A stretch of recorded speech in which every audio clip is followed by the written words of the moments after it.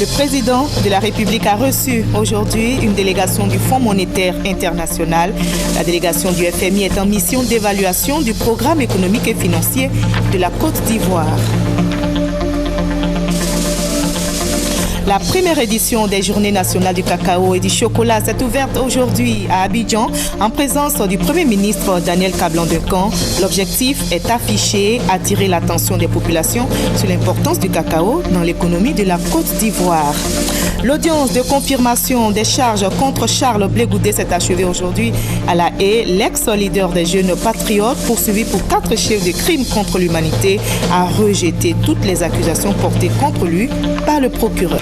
Bonsoir à tous, merci de choisir le journal du RT1 pour vous informer. Ajoutez au sommaire de cette édition le dossier du jeudi. Nous ferons un tour à la décharge d'Akwedo. C'est le seul site qui recueille toutes les ordures ménagères et autres déchets du district d'Abidjan. Il est situé à proximité du village d'Akwedo, mais les villageois aujourd'hui n'en veulent plus et ils l'ont fait savoir à nos reporters. Nous saurons leur raison dans le dossier du jeudi. Ce sera dans quelques instants. Mais avant, rendons-nous au palais présidentiel où le chef de l'État a reçu une délégation du Fonds monétaire international. La délégation conduite par le sous-directeur département Afrique du FMI est en mission d'évaluation du programme économique et financier de la Côte d'Ivoire. On fait le résumé avec Awa Touré. Le président de la République, Alassane Ouattara, a eu des échanges approfondis avec cette mission d'évaluation du Fonds monétaire international. Des discussions relatives à la 6e revue des performances de l'économie ivoirienne.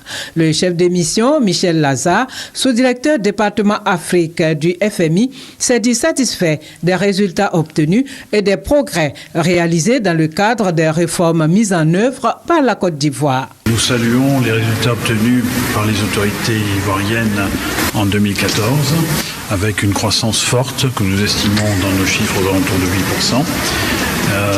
Nous saluons également le progrès fait avec l'ensemble des réformes, que ce soit le climat des affaires, que ce soit la restructuration du système financier, que ce soit d'autres éléments marquants, comme par exemple la poursuite du succès de la réforme du café-cacao, qui a permis notamment récemment une augmentation forte du prix du cacao. Pour ce qui est de 2015, nous avons noté des perspectives également favorables, avec une poursuite de la croissance attendue aux alentours dans nos chiffres de 8%. Nous y voyons une confirmation de l'élan de l'économie ivoirienne. Cela devrait se traduire par des effets positifs pour la population. Une croissance forte, cela signifie des emplois et ça signifie également la possibilité de distribuer du pouvoir d'achat et nous attendons à ce que le pouvoir d'achat, notamment celui des fonctionnaires, puisse augmenter à partir de 2015. Beaucoup de progrès ont été faits, mais il reste effectivement beaucoup de travail à faire dans l'ensemble de ces domaines et nous notons que le gouvernement s'y attelle et devrait continuer à concrétiser ces réformes dans les mois qui viennent. La délégation du Fonds monétaire international a quitté Abidjan ce jeudi 2 octobre après une mission d'évaluation de 2 semaines en Côte d'Ivoire. Le rapport économique sur l'Afrique pour l'édition 2014 vient d'être présenté au public. Ce rapport recommande l'industrialisation et la transformation structurelle de l'Afrique. C'est le Premier ministre Daniel Kablan-Duncan qui a présidé cette cérémonie de lancement et elle a eu lieu dans les locaux de la Chambre de commerce et d'industrie de Côte d'Ivoire. Sidonie Davila pour le reportage. L'édition 2014 du rapport économique sur la politique industrielle dynamique s'est penchée sur les institutions innovantes, les processus efficaces et les mécanismes flexibles. Selon les experts, il permet d'identifier correctement et collectivement les contraintes et les opportunités relatives au développement industriel. Ce rapport incite l'Afrique à mettre en place des institutions et des mécanismes appropriés et crédibles. Le problème que nous avons, c'est vraiment la mise en œuvre et le fait d'être assez, consistant dans la mise en œuvre des réformes que nous avons engagées et qui visent à mettre en place donc des instruments permettant donc, d'assurer le développement de l'Afrique. notamment à travers le secteur manufacturier. En dépit de ces résultats fort encourageants et des énormes potentialités dont dispose l'Afrique, le continent présente des faiblesses au niveau de son développement économique. C'est pourquoi, soutient le Premier ministre, il paraît urgent d'entreprendre des réformes vigoureuses. En ce qui concerne la Côte d'Ivoire, elle entend poursuivre des actions en faveur du secteur industriel. Nos actions porteront sur la poursuite de la réforme de l'environnement des affaires et l'amélioration d'un cadre plus incitatif, le renforcement des mécanismes de mise à disposition de parcs industriels, la dynamisation de la transformation des matières premières agricoles. L'objectif est de renforcer et d'accélérer la mise en œuvre effective d'un ensemble de mesures relatives à la relance de la croissance de l'économie nationale. Le secteur industriel fait figure de second pilier de l'économie ivoirienne après le secteur agricole. Pour l'accélération et l'industrialisation du continent et particulièrement de la Côte d'Ivoire, le Premier ministre souhaite que toutes les parties s'approprient les recommandations de ce rapport. Le rapport économique sur l'Afrique, édition 2014, est une publication conjointe de la Commission économique des Nations Unies pour l'Afrique, CEA-ONU, et la Commission de l'Union africaine, CUA. Et on en arrive à l'un des titres de cette journée. La première édition des Journées nationales du cacao et du chocolat s'est ouverte aujourd'hui à Abidjan. Économie cacaoyère, performante et durable pour une Côte d'Ivoire émergente à l'horizon 2020. C'est le thème de cette première édition et l'objectif est clairement affiché, attirer l'attention des populations sur l'importance du cacao dans l'économie de la Côte d'Ivoire. Le reportage de Noël Niagno.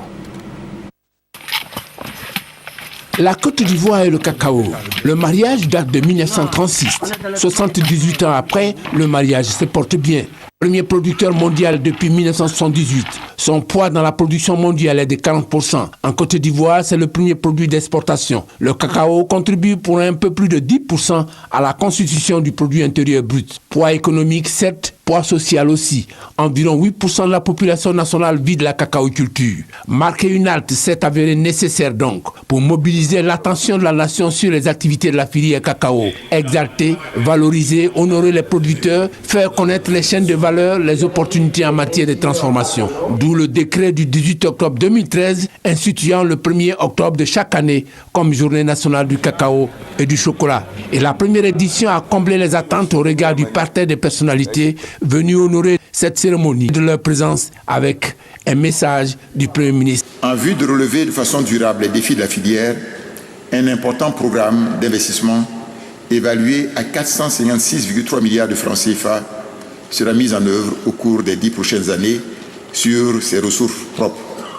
Ces ressources seront consacrées à concurrence de 75% à l'amélioration de la productivité et de 23% au moins au développement communautaire. Ainsi, la filière organisée et structurée se donne les moyens de relever les nombreux défis qui subsistent pour la rendre attrayante, prospère et durable, aussi bien pour les générations actuelles que surtout pour les jeunes. Des panels au nombre de 3 pour mieux cerner les opportunités de la filière sur la route de l'émergence vont constituer le menu de cette première édition nationale du cacao et du chocolat, sans oublier le volet pratique à travers les stands pour traduire dans le concret ce qu'est la filière, les composants de la chaîne des valeurs. Finalité de cette somme d'activités, résoudre l'équation de l'économie cacaoyère performante et durable pour une Côte d'Ivoire émergente. Et vous l'avez constaté, ces journées nationales du cacao et du chocolat sont notamment meublées par des expositions. Plusieurs organisations et entreprises intervenant dans la production, la transformation et l'exportation du cacao ont tressé des stands. Pendant 3 jours, ils vont présenter au public les services et produits de la chaîne de valeur du cacao. Notre reporter Ali Derasouba a fait la découverte du cacao Mercedes, une variété en plein essor. Près d'une trentaine de stands alimentent ces journées nationales du cacao et du chocolat. Des acteurs publics aux producteurs privés, fortement représentés à ce rendez-vous de promotion du cacao ivoirien. Premier arrêt, les expositions des structures étatiques. D'abord, l'ANADER, l'Agence nationale de développement rural, estime que ces assises sont opportunes à plus d'un titre. On ne pouvait pas espérer mieux. L'ANADER est la structure qui est aux côtés des producteurs pour promouvoir la bonne qualité. Donc une journée nationale dédiée au cacao et au chocolat, nous on l'attendait depuis longtemps. Le cacao Mercedes, lui, on le retrouve sur le stand du CNRA le Centre national de recherche agronomique. C'est une variété produite uniquement en Côte d'Ivoire, aujourd'hui très prisée en raison de son rendement précoce. Le début, le cacao se produisait après 6 ans. Aujourd'hui, nous avons fait en sorte que le cacao produise après 18 mois seulement. Non seulement ce sont des fèves plus grosses, le cacao produit plus vite et a une productivité de... En station, c'est 3 tonnes hectares, mais chez les paysans, nous pouvons aller jusqu'à 1,5 tonne. Les producteurs privés de cacao et ou de chocolat, quant à eux, voient en ces journées nationales du cacao et du chocolat une véritable plateforme d'échange. C'est une occasion, comme je l'ai dit, véritablement de montrer notre appui au monde du cacao avec le programme Partenaires de qualité. Les journées nationales du cacao se poursuivent et prendront fin ce vendredi. Plusieurs panels et conférences meublent l'événement. Déjà, la directrice générale du Conseil Café Cacao apprécie la tenue de ce cadre institutionnel autour de la valorisation du cacao et de ses producteurs. C'est la toute première fois dans l'histoire de notre pays que l'on fête le cacao dans son entièreté, c'est-à-dire toute la chaîne de valeur. Au-delà de la fête et du caractère festif, il faut voir le mérite de ces braves producteurs. La Côte d'Ivoire, premier producteur mondial de cacao, vient de franchir une nouvelle barre. Près de 1,74 million de tonnes ont été récoltées durant la campagne 2013-2014, un record historique pour le pays. Et c'est clair, les producteurs de cacao se frottent les mains. Les 850 francs CFA fixés par le gouvernement résultent de la réforme instaurée dans la filière café-cacao, avec une seule structure gérant les différentes fonctions de mise en vente du cacao. Le secteur, désormais assaini, présente un meilleur visage. Les explications avec Adama Koné. Il fait bon vivre sous les cacaoyers. Le kilogramme de cacao passe de 750 à 850 francs CFA dans les plantations, soit un surplus de 100 francs CFA. À l'origine de cette embellie, 2 facteurs. Le premier, la bonne tenue des cours à l'international. À la bourse de Londres, la tonne de cacao s'est négociée cette semaine à 1 400 000 francs CFA, enregistrant un bond d'environ 10%, une progression liée à la psychose qui s'est emparée des opérateurs économiques du fait de la fièvre hémorragique à virus Ebola. Selon des spécialistes, la limitation des mouvements de travailleurs migrants pourrait perturber la récolte en Afrique de l'Ouest, une région qui fournit plus de 70% de l'offre mondiale. Du coup, une prime de risque a été intégrée aux prix mondiaux. Le second aspect de l'appréciation du prix aux planteurs reste à la réforme de la filière café-cacao en Côte d'Ivoire. Depuis la création du Conseil du café-cacao, la gouvernance dans le secteur est citée en exemple.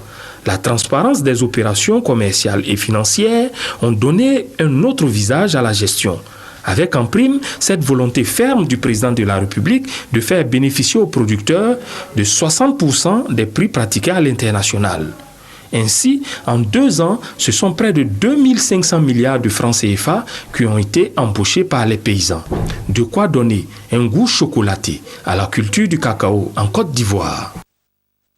Voilà, retenez que les journées du cacao et du chocolat qui se tiennent donc à Abidjan s'achèvent demain vendredi.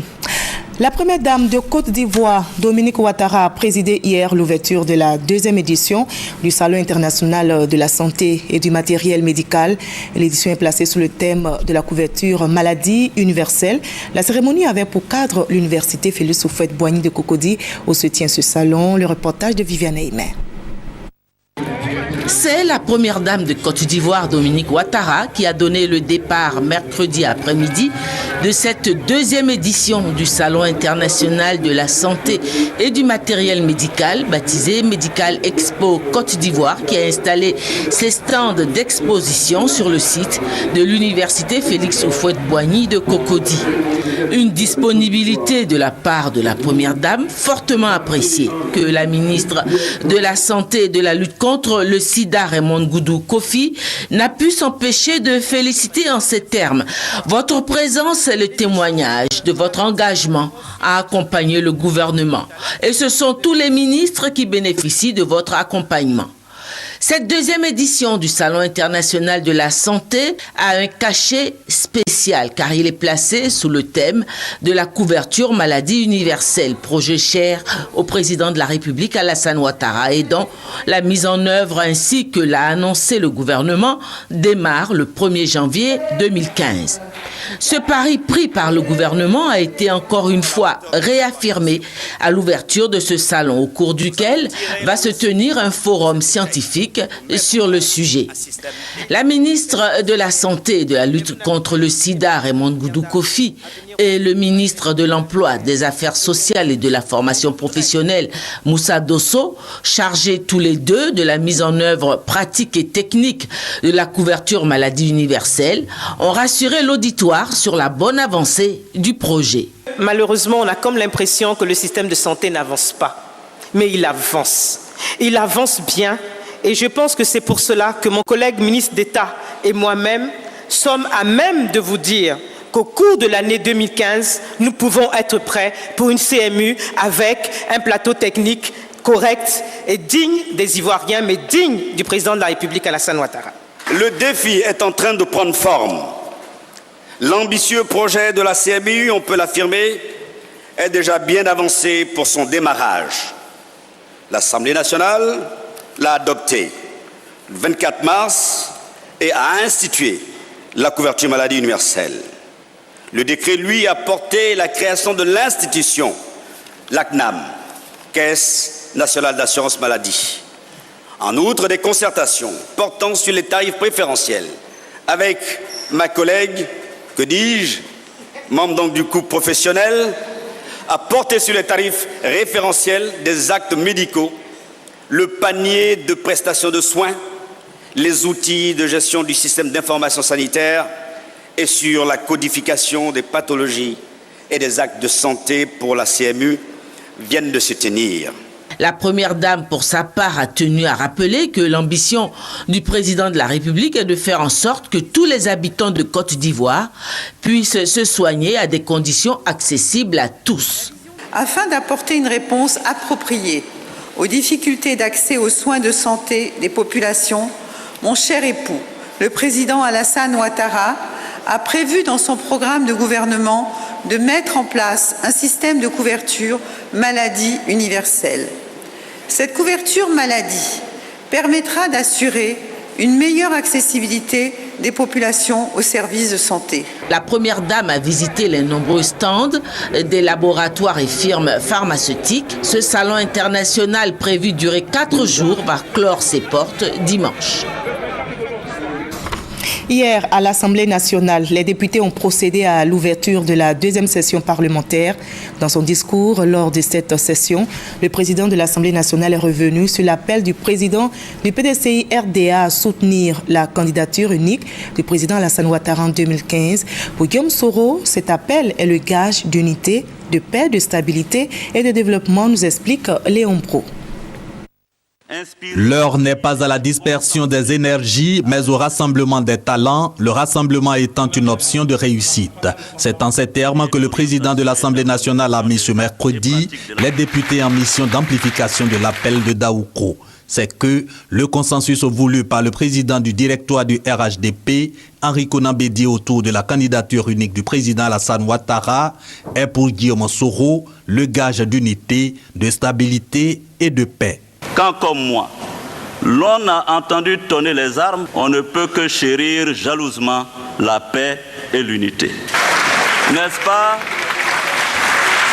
cet enseignement que feu le président Félix Houphouët-Boigny nous donnait quand il déclarait qu'aucun sacrifice n'est trop grand quand il s'agit de faire la paix et de renforcer l'unité nationale. Mieux, ce consensus autour du président Alassane Ouattara est facteur de développement et Guillaume Soro en veut pour preuve l'impulsion donnée au développement de la Côte d'Ivoire grâce à la fusion des partis politiques à l'issue de l'appel en 1951 de feu le président Félix Houphouët-Boigny. Cette fédération des partis et des énergies politiques, inspirée par l'idée du consensus, avait permis 40 ans de stabilité, 40 ans de fraternité et de solidarité entre les Ivoiriens. 4 décennies de développement de notre pays. Je ne doute pas un seul instant que l'appel de Daoukro traduit la volonté de nos leaders de s'inscrire dans le droit fil de l'appel historique de 1951. Au total, l'appel de Daoukro de l'avis du président de l'Assemblée nationale n'est pas un acte antidémocratique, c'est plutôt une option politique pour assurer l'unité, la stabilité, la paix et le développement. Toute raison pour Guillaume Soro d'inviter les Ivoiriens à se l'approprier dans leurs différences. Les élus et cadres du Grand Centre, membres du PDCI RDA, étaient en conclave cette semaine à la maison du parti à Cocody. Ils se sont prononcés sur l'appel de Daoukro. Les élus et cadres des 19 départements du Grand Centre soutiennent l'appel du président du PDCI RDA, dit Hugues Vibli. Élus, délégués, cadres et membres des grandes instances du PDCI RDA, des 19 départements du Grand Centre étaient réunis pour manifester leur adhésion à l'appel lancé à Daoukro par le président du parti, Henri Konan Bédié. Les échanges sur cet appel en faveur d'un soutien du PDCI RDA à la candidature unique du président Alassane Ouattara à la prochaine présidentielle se sont déroulés loin des micros et autres enregistreurs de la presse.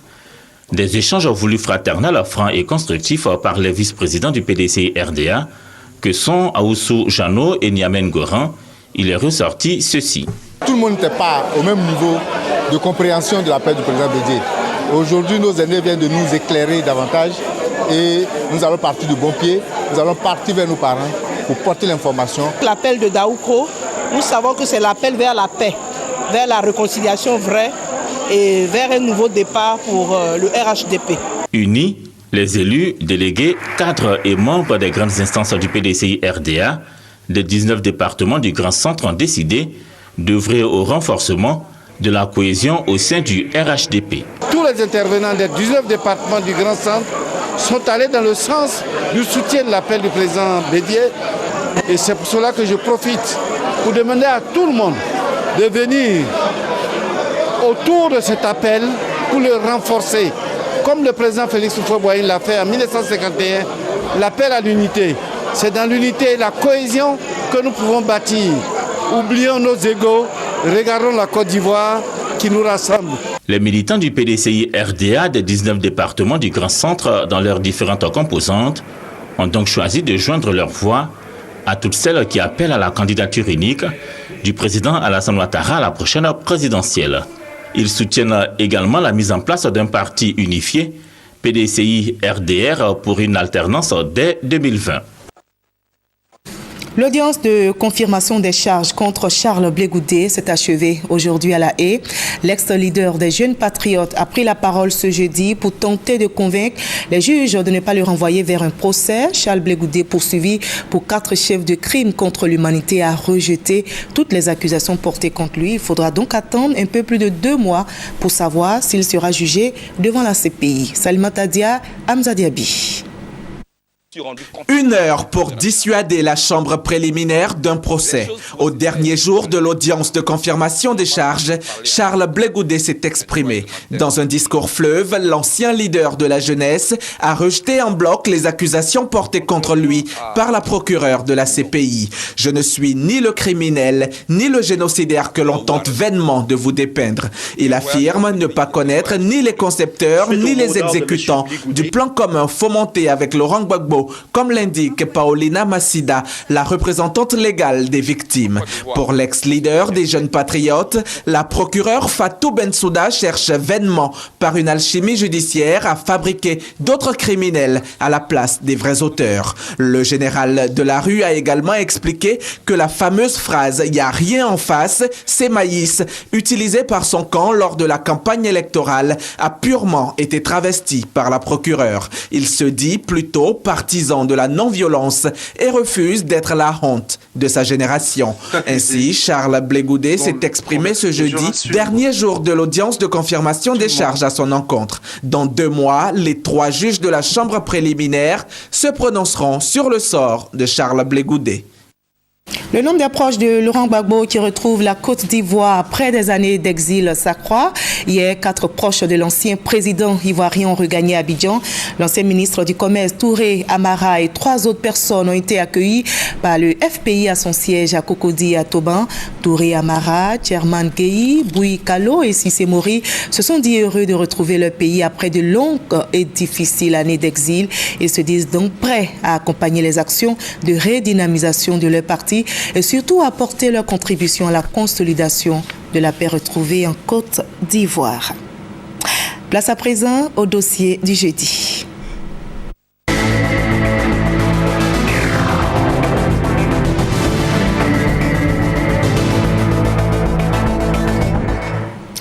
Nous faisons aujourd'hui un tour à la décharge d'Akwedo.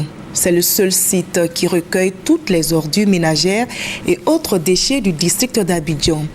Il est situé à proximité du village d'Akwedo, mais les villageois aujourd'hui n'en veulent plus et ils l'ont fait savoir à nos reporters. Le dossier du jeudi est signé Serge Koléa. La décharge nous détruit ici. Là. Ça a rendu les gens malades. Il y a des vieux qui sont morts.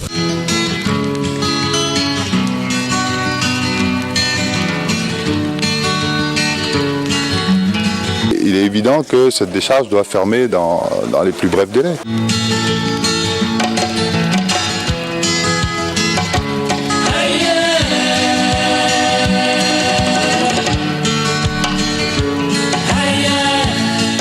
Décharge d'Akwedo dans le district d'Abidjan.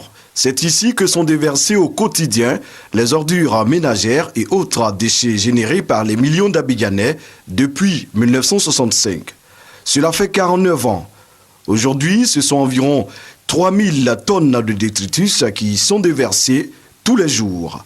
Et les populations du village d'Akwedo ont de plus en plus de mal à s'en accommoder. Même où je suis là, je ne peux pas bien respirer. Ma respiration est faible. Mes trompes, les articulations, nous tous, on a les mêmes maladies. L'espérance de vie de la population d'Akwedo est d'environ 45 ans. En moyenne, en Côte d'Ivoire, l'espérance de vie est de 57 ans, à peu près. Ça veut dire quoi en fait? Que bon, ils sont exposés aux maladies et qui font qu'ils ne résistent pas longtemps. Elle est à moins de 25 mètres de nous. Nous vivons dans la décharge. Et nous sommes aujourd'hui mieux armés pour savoir que la vie là, ce n'est pas seulement la tchéké et la sauce claire que vous mangez. Qu'il y a l'air aussi que vous respirez, qu'il y a la poussière aussi, et qu'il y a l'environnement. Les oiseaux, les mouches, les rongeurs et autres insectes vecteurs de nombreuses maladies font la navette entre le village et le dépotoir. Vous avez toutes les maladies liées à l'eau insalubre et au déplacement de ces vecteurs-là, notamment les mouches, partagent avec les populations leurs plats, le sol, et puis la décharge. Donc c'est à l'origine de maladies de peau, maladies parasitaires. L'espace de 153 hectares ne suffit visiblement plus. Et l'opérateur privé, Pisa Impex, chargé du traitement des ordures, reste impuissant.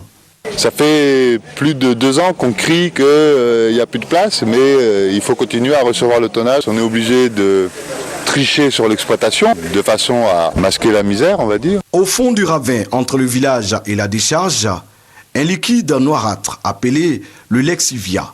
Ça a une odeur et puis en plus c'est corrosif. Si vous déposez des ordures sur un goudron, vous pouvez constater que le goudron est rongé. C'est le liquide qui est issu du dépôt des ordures avec la fermentation. Voilà, c'est un élément qui est vraiment désagréable et qui est néfaste. On ne sait même pas exactement la qualité des déchets qu'on reçoit. Tous les déchets pourrissent ici, ça dégage du méthane, du CO2 et tout ça. Et puis il y a tous les fouilleurs, les gens qui traînent au milieu de la décharge à essayer de récupérer les plastiques, les bois, les fers. Eux, 1, 2, 3, ils mettent le feu dans les ordures. Donc effectivement, qu'après c'est un dégagement de fumée. À la Nassur, l'Agence nationale de salubrité urbaine, la première responsable se dit préoccupée par l'impact sanitaire de la décharge sur les populations. C'est pourquoi, indique-t-elle, entre l'État et le village, des dispositions ont été prises pour réduire les effets des nuisances sur les riverains. Le protocole lui-même prévoit la lutte antivectorielle, voilà, donc qui consiste en la démoustication, dératisation, tout ça des sites. Il est certain qu'ils vivent dans un environnement qui ne peut pas favoriser une très bonne santé, un épanouissement. C'est bien la raison pour laquelle aussi le gouvernement veut quitter la décharge d'Akwedo. À Akwedo, il n'est plus question de cohabiter avec ce voisin dangereux qui tue à petit feu les villageois. Le 30 juillet 2014, La décharge devait être fermée. Mais pour cette fois-ci, au moins, le village a laissé venir. Et jusqu'à preuve de contraire, nous ne voyons rien. Nous sommes en discussion pour justement proroger le délai d'exploitation de la décharge, parce qu'il ne suffira pas juste d'arrêter d'aller verser des ordures à la décharge, mais encore et surtout, il faudra donc procéder à sa réhabilitation. Tout ceci devrait être finalisé au plus tard dans une quinzaine de mois. La décharge Akwedo n'en veut plus et surtout n'en peut plus de supporter chaque année le poids et les odeurs de plus de 80 000 tonnes de déchets qui sont acheminés sur ce site totalement dépassé. Voilà ce communiqué du ministère d'État, ministère de l'Emploi, des Affaires sociales et de la formation professionnelle qui indique que le samedi 4 octobre 2014, fête de la Tabaski est déclarée jour férié et chômé sur toute l'étendue du territoire national. La commission paritaire informe les journalistes et les professionnels des médias qu'elle a achevé ses travaux de délivrance de la carte d'identité professionnelle édition 2014-2015. Les cartes seront effectivement délivrées après la cérémonie de remise officielle de la carte d'identité professionnelle dont la date sera communiquée par voie de presse. En conséquence, le délai de validité de la carte 2013-2014 court jusqu'à la date de remise officielle de la carte d'identité professionnelle 2014-2015. C'est ici que l'on s'arrête, mais ne décrochez pas, parce que juste après ce journal, vous aurez le magazine Entretien avec l'ambassadeur de la République de Corée. C'est une présentation de David Guedamobio. Le dernier journal à 23h, c'est avec Hamza Diaby. Merci de votre aimable attention.